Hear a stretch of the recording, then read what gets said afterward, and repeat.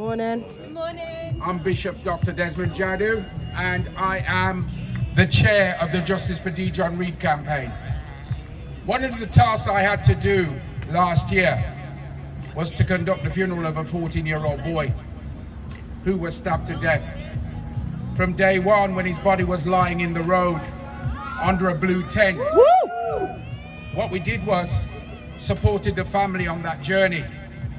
And it was a difficult journey. It's been a difficult journey. To know that he was subjected to racial abuse, to know that he was stabbed to death in open public. And there was a lot of faith placed in the criminal justice system for one reason.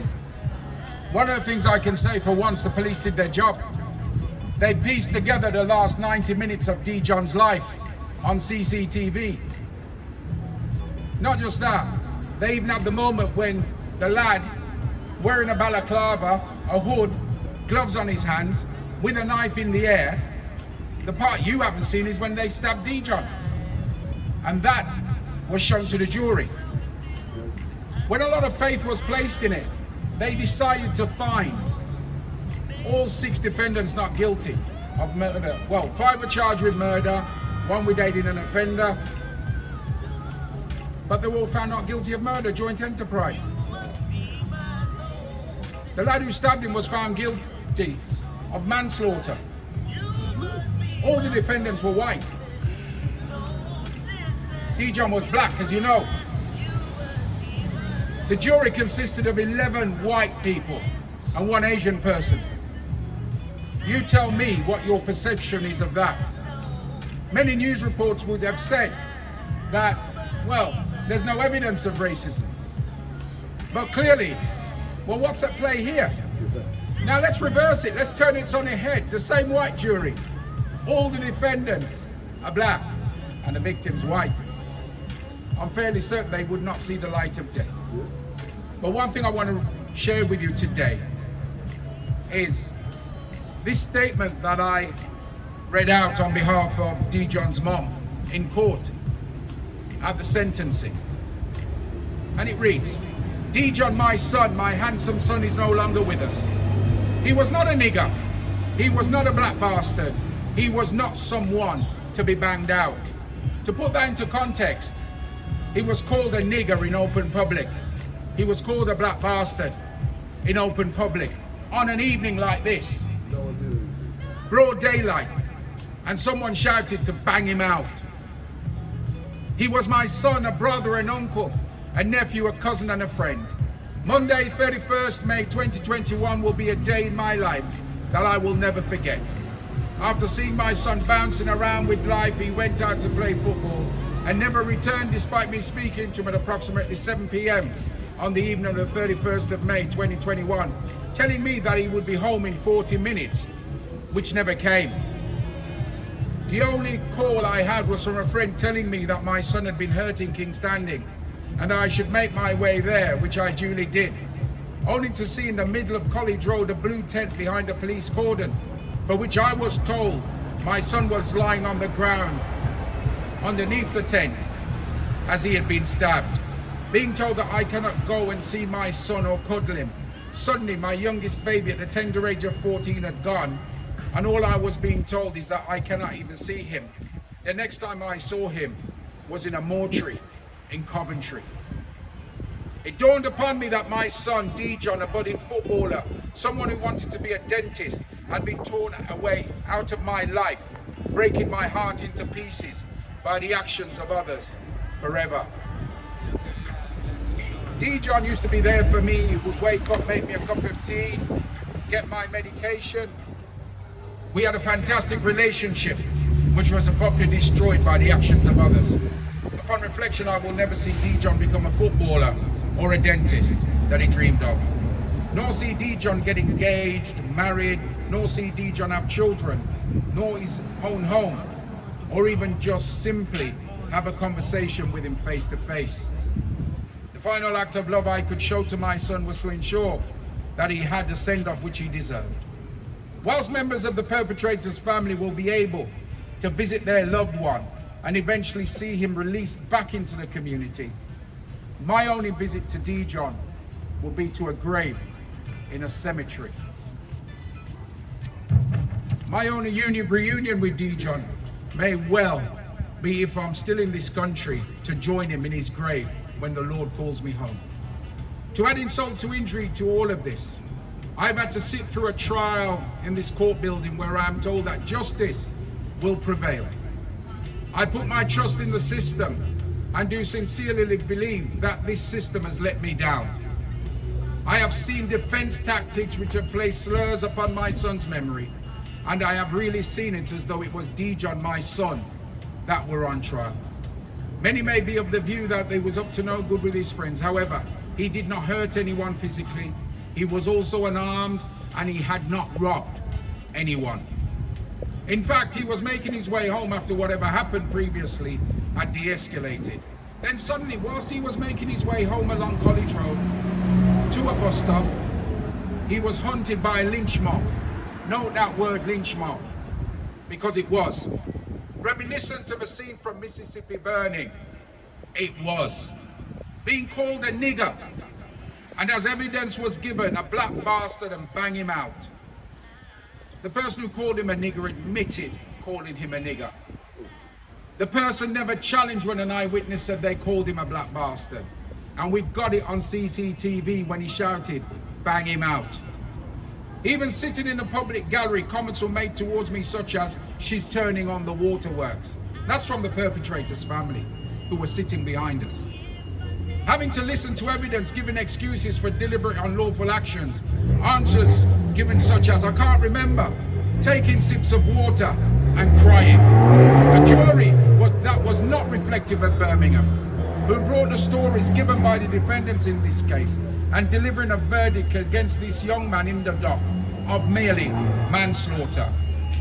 Manslaughter where he deliberately picked up a kitchen knife, placed it down his tracksuit bottoms, and then when he saw Dijon chasing him in open public in front of witnesses on a bright evening, wearing a balaclava or a hood over his head, gloves, and a knife raised in the air, and when my son stopped running, stabbed him to death with sufficient force that dislodged the blood vessels from his heart.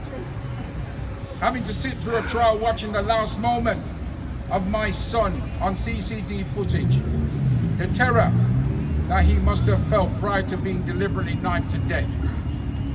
Then to add insult to injury, this verdict of manslaughter, whilst the others are found not guilty, goes to prove to me that the life of Dijon Reid, my son, a young black man, didn't matter.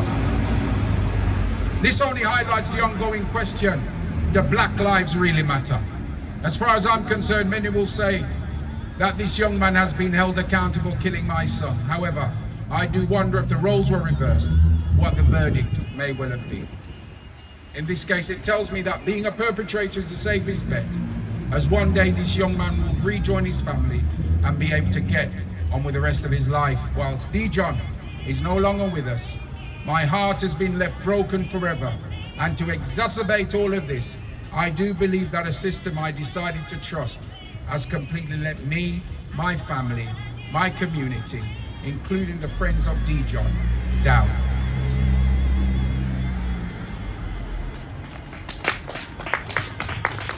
One thing we must remember is we are in a country that never welcomed us. We are in a country that believe that they are greater than us.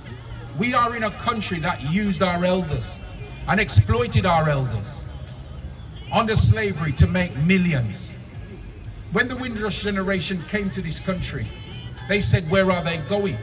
History tells us in Parliament that they tried to turn the Empire Windrush round so that people could go to Ghana to pick peanuts. Sounds very familiar to Rwanda, doesn't it?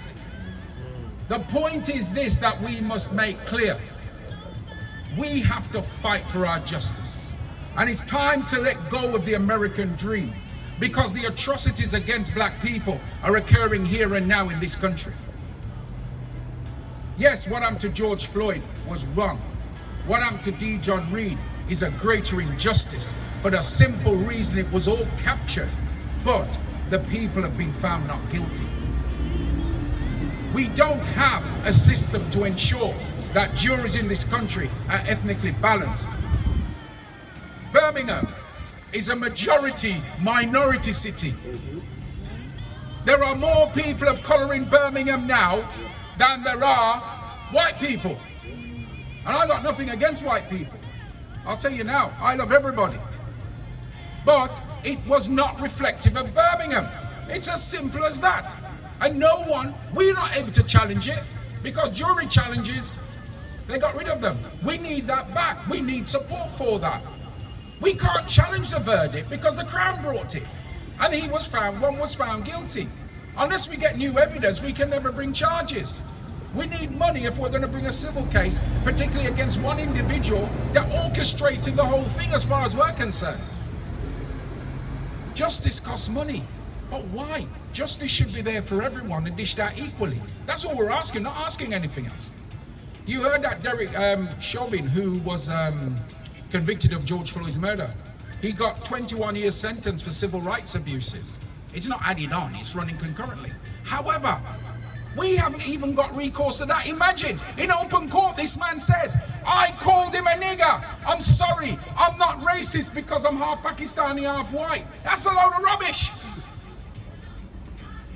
But he made the admission because it's safe for him to do so, because there are no laws that the law protects him, but it didn't protect Dijon.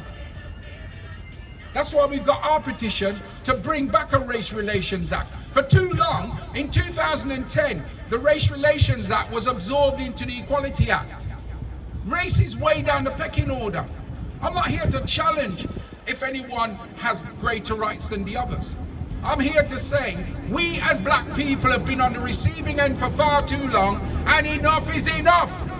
And unless we stand together and campaign against the scourge of racism, it will only continue. This country, they're quite happy to talk about LGBT gay rights. That's good. Women's rights, that's great. People with disabilities, that's fine. But as soon as you start talking about race, they say you're playing the race card. That tells me the mindset is they still look down their noses at us. And what we have to do is bring on the changes. So today, we've got our petitions here. We'll pass them around. Please sign them. We need your support. Go to change.org. The petition is there. We are going to be lobbying Parliament. We are serious about having ethnically balanced juries that reflect the city. Any city for that matter, particularly where race is an issue. We also want a Civil Rights Act back, because clearly we want people to stop saying we're playing the race card and look into the queries that we have. That's what we need. And we also need money. So anyone, there's a bucket there. Anyone who wants to drop anything in, it's more than welcome. This isn't a money-making scheme, because I've had that casted upon me. This is about finding justice for the family, because at the end of the day, we need that money to pay, because justice costs money. So that's all I'm going to say to you today, because you know what? At the end of the day, Google it, look at it, you'll see the videos, you'll see it for yourself.